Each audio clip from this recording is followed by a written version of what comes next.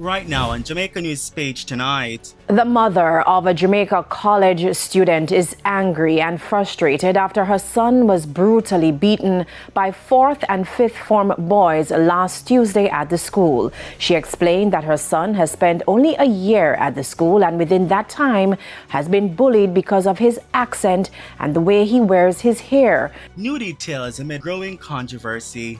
Tonight, Jamaica College is pushing back against reports of bullying, saying written statements tell a different story.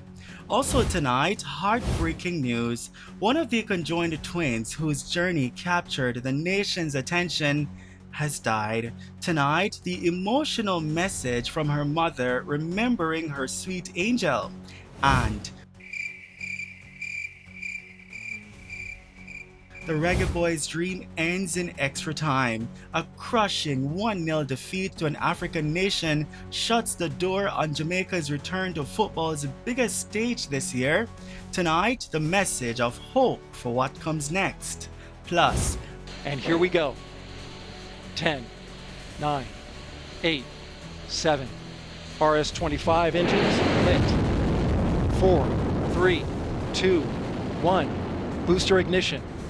And liftoff. A powerful new rocket launches 4 astronauts on a historic mission, the start of a bold push to put humans back on the lunar surface. Tonight, inside the high-stakes journey and what it means for the future of space exploration. And there's more good news tonight. From hardship to hustle and from doubt to success, how one cook is using his gift to inspire others and build a better life. Welcome or welcome back to Jamaica News Page tonight. News that keeps you connected to what's happening across Jamaica, and we're powered by viewers just like you. Please click subscribe and tap the notification bell to stay connected. Thank you for joining us, Stacey Williams. Jamaica News Page tonight starts right now.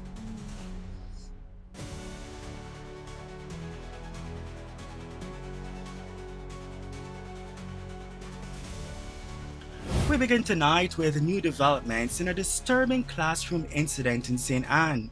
A 13-year-old student of Arbuthnot Gallimore High School who is accused of injuring a classmate with a metal chair has been granted bail and ordered to enroll in another school. The order was handed down during a bail hearing in the St. Ann Children's Court on Wednesday. The child, whose identity is being withheld because he's a minor, was granted bail in the sum of $400,000. As part of the conditions, he must report to the police once per week and is not to interfere with any prosecution witnesses. According to police, the incident occurred on March 18 when the accused allegedly entered a classroom selling sweets. Investigators say the 12-year-old complainant did not make a purchase. However, a friend of the accused reportedly approached the complainant, leading to an argument that escalated into a physical altercation. During the dispute, the accused allegedly threw a metal chair, which struck the complainant in the head and caused a wound. The injured student was treated in hospital and later released. Also developing tonight, a growing controversy surrounding another school incident, this time at Jamaica College. The institution is pushing back against reports of a brutal group assault, calling some accounts misleading and not supported by written statements. The mother of a Jamaica College student is angry and frustrated after her son was brutally beaten by 4th and 5th form boys last Tuesday at the school. She explained that her son has spent only a year at the school and within that time has been bullied because of his accent and the way he wears his hair. The victim says he was walking towards the canteen to have his lunch when about 6 of them yelled out to him that he had dropped his money. The victim says after picking up the money, another boy from the group approached him saying the money belonged to him. He tried to pull the money from my hand. He was pushing me in the chest and I kept yelling at him, telling him to get away from me and telling him that no, this was my money. They just told me it was my money. The victim says he tried to ward off the boy who was becoming more aggressive, but said that only incensed the others who also turned on him. He punched me right in the face, directly in the chin. I received the punch and threw my food at him to try to defend myself and get him away from me because he was being, insane. He was yelling all kinds of insanity, like all types of nonsense. I threw my food at him. He dropped his bag and rushed me. He proceeded to punch me in the nose right here, which caused an injury, breaking my nose right here across the bridge. I received more punches to the eye, to which I tried to defend myself the best I could. I felt hands pulling my hair, which I'm still feeling lots of pain in my head from that. There were hands pulling my hair that I just couldn't really understand what was going on, The next thing I knew, I was on the ground on my back, being beaten down in the face, on the chest. I have bruises all over my body. According to the school, the accused, who we will call Kevin, as both students are minors, was walking towards the lunch area when a $2,000 note fell from his pocket. Another student noticed and alerted him. The injured student, who we will call Jordan, was walking in the opposite direction, having already bought his lunch, thought that the other student was talking to him, and so he took up the $2,000 note. Kevin demanded the money, as by now he had realized that it was his, but Jordan refused to give it back to him. A verbal altercation and pushing and pulling ensued as Kevin tried to take back the money and Jordan resisted. Jordan then realized that the money wasn't his and apologized for his error, writing in his statement that, quote, "It was a misunderstanding and I thought it was mine. I handed it over," end quote. Eyewitness accounts stated that Kevin pushed Jordan after he got back the money, and matters escalated after Jordan cursed Kevin using expletives and threw his lunch into Kevin's face. The school says that it was in retaliation for this that Kevin punched Jordan in his face and broke his nose.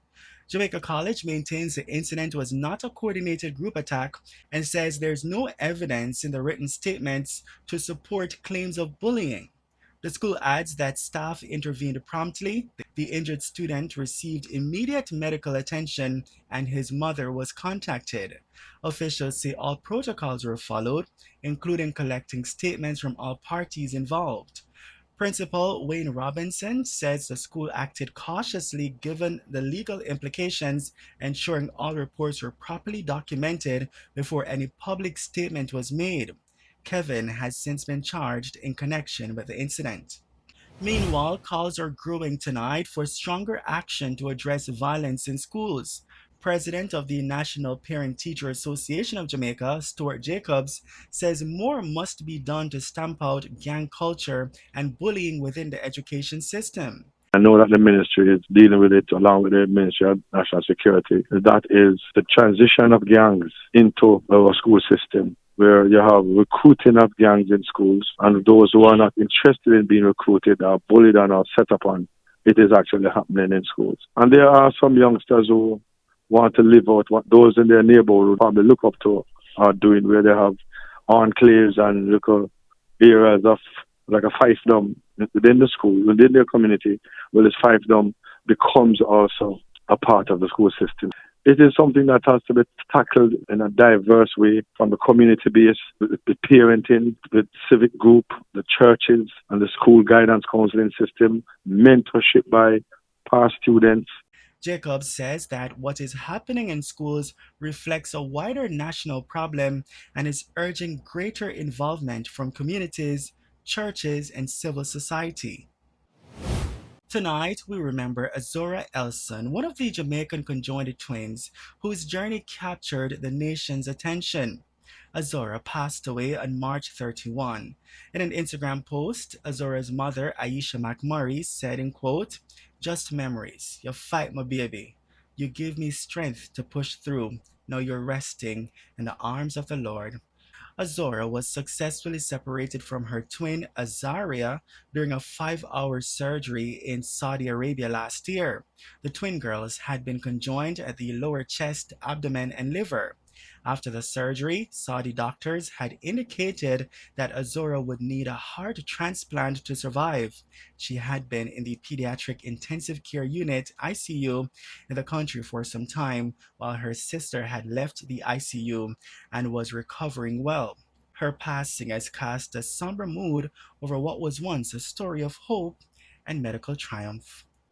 In sport news tonight, our Reggae Boyz have suffered heartbreak in their bid to return to the FIFA Men's World Cup, falling 1-0 in extra time to the Democratic Republic of Congo in their intercontinental playoff in Guadalajara, Mexico. Do you don't even know? Me I tell my people there's a generation. Me I tell them say don't watch that side there. No waste no breath. Oh, that generation no. I want to know where. You don't even know about me, bro. I swear that. No, for real, bro. Me don't know me one disappointed, brother. Right now. For me, I heard me. Damn, you hear it, you know? Why? You put off. One next time. After battling to a nil draw in regulation time, Jamaica's hopes were dashed in the 100th minute when a corner led to the decisive goal, sending the Democratic Republic of the Congo to their first World Cup since 1974. Our Reggae Boyz had fought their way into the playoff after missing out on automatic qualification, securing their spot as one of the best second-placed teams and defeating New Caledonia in the semi-final. In the aftermath of the loss, Reggae Boy Bailey Kadamar Terry issued a heartfelt apology to the nation, acknowledging the disappointment felt across the island. In a message on social media, he said, quote, "This one is gonna sting for a while, trust me. I know what this meant to the people of Jamaica, and for that, I want to not only apologize, but also thank you for all the support you've shown me as a nation." Kadamar Terry added that it was difficult to articulate his emotions in the aftermath of the defeat, but reaffirmed his commitment to the national team. Big respect to the national football team of Jamaica, the Reggae Boyz. Trust me, we fought very hard. We turn now to a historic moment in space. Take a look. 8, 7, RS-25 engines lit. 4, 3, 2, 1. Booster ignition. And liftoff. Artemis II now bound for the moon. Humanity's next great... A new era of lunar exploration is underway as NASA successfully launched its Artemis II mission, sending 4 astronauts on humanity's first journey around the moon in more than 50 years. The powerful Space Launch System rocket lifted off from Kennedy Space Center in Florida today, April 1, remember this date now, April 1, 2026, with thousands gathered to witness the milestone launch, marking a major step toward returning humans to the moon. On board are 3 Americans and 1 Canadian, making this the most diverse lunar crew ever assembled. The 10-day mission will take the crew around the moon and farther into space than any humans have traveled before, testing critical systems needed for future landings. NASA says Artemis II is a key step toward establishing a long-term human presence on the moon and eventually sending astronauts to Mars. And before we go tonight, let's talk about another inspiring story. It's about resilience, determination, and purpose. In the quiet community of Lawrence Tavern in St. Andrew, one man is proving that no obstacle is too great to overcome. Meet 42-year-old Winston Powell, who was born with only 3 fingers. He has a rare condition known as syndactyly, but instead of letting his disability define him, Powell has turned his passion for cooking into a thriving small business. From his modest cook shop in Belmont, the aroma of fried chicken, rice and peas, and festival draws in customers from near and far, many returning again and again. You know, the man food must turn up. Powell says the journey hasn't been easy. From childhood challenges to difficulty finding employment, he's had to push through doubt and criticism, but he never gave up. Demonstrating his skill, Powell expertly prepares meals using his just 2 fingers, proving that determination can outweigh limitation. He says his goal is not just to earn a living, but to inspire others facing similar struggles. He says in quote, "No matter the circumstance, once you can do something, do it. Sitting down and crying won't help. You have to keep going." End quote. Powerful message there. Today, Paul operates his cook shop with the help of his 18-year-old son, Kimani, who says his father is his biggest inspiration. Despite the challenges and even the occasional criticism, Paul remains focused on what matters most, providing for his family and serving his community. And as customers line up outside his shop, one thing is clear. His story is not just about cooking, it's about perseverance, pride, and the power of never giving up. Well done. That's the news on Jamaica News Page tonight. News that keeps you connected to what's happening across Jamaica. And we're powered by viewers just like you. We've got special rewards just for you. When you become a Jamaica News Page member, you'll unlock these special rewards you love, including a loyalty badge next to your name in the comments, shout-outs for your birthday, anniversaries, other special moments, and just so much more. Joining is easy. Just click subscribe, then click join, and choose to become a full star or full elite member right now. That's it, simple and quick. Your link to join has been posted in the comments. Please leave a comment so we can welcome you with a shout out. Thank you for joining us, Stacey and Williams, and also thank you for watching Jamaica News Page tonight. We'll see you in the comments, and be sure to join us again for more news. From all of us here, good night.